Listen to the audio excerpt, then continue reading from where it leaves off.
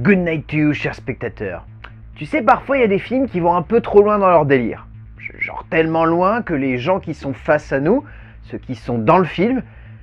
semblent perdus. Ce qui est quand même pas le but d'un film, je crois.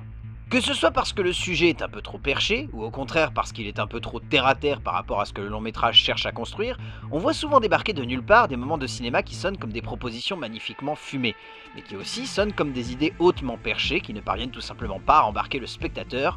Autant cela peut faire rire parfois, si on sent que l'idée qui en découle suffit à donner assez de forme au métrage pour embarquer le spectateur. Autant cela peut vite lasser, si on sent que le film, face à nous, cela joue un peu trop prise de tête alors que ce qui en fait la sève est d'une abyssale débilité. Pas toujours, mais souvent tout de même. Et que l'on aurait presque la sensation d'être pris pour un con par un auteur ou une œuvre ne sonnant pas comme si délirante ou si folle qu'elle cherchera à se faire passer pour. Et dans le genre, le film ici présent, je crois que c'est l'un des plus fumés que j'ai vu depuis longtemps. Et en plus, il se permet de se prendre la tête. Osez me dire que si vous avez déjà vu ce métrage, vous l'avez regardé parce que vous avez entendu parler de la profondeur dramatique d'une œuvre sur la communauté afro-américaine et l'héritage des années 70 dans certains quartiers aujourd'hui à l'abandon de l'Amérique profonde. Non,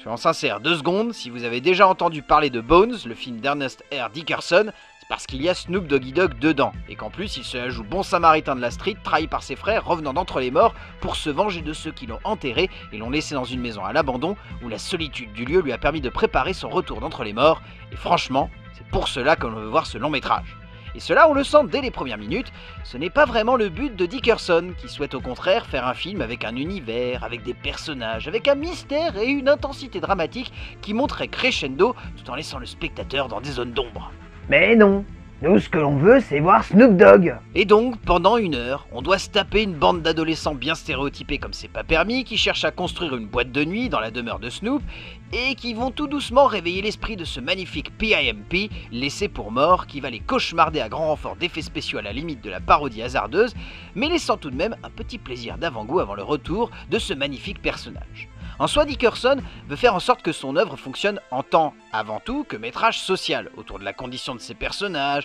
du passé d'un quintet de l'enfer entourant cette maison et ce quartier, mais il faut bien avouer qu'on s'en fout royalement, et que la seule chose qui nous intéresse tout du long de cette avancée dramatique longue et poussive, c'est voir le vrai héros du métrage, celui qui est sur l'affiche, celui qui porte l'essence même de cette phrase d'accroche exceptionnelle sur le poster. Attention, le dog est lâché. Et quand il arrive, je vous jure, c'est là que le film décolle et c'est comme si on avait un film et d'un seul coup, ça part comme ça.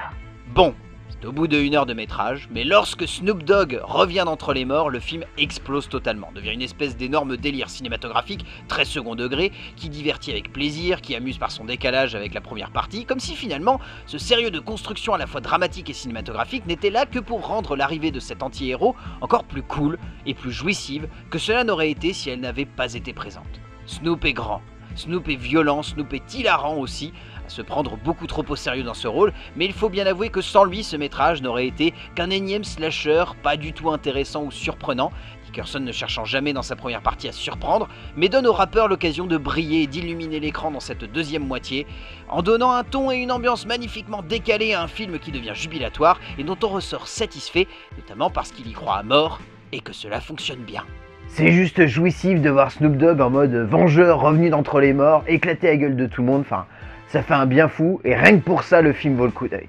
Bonne séance et on se retrouve devant la porte arrière de votre cinéma le mois prochain.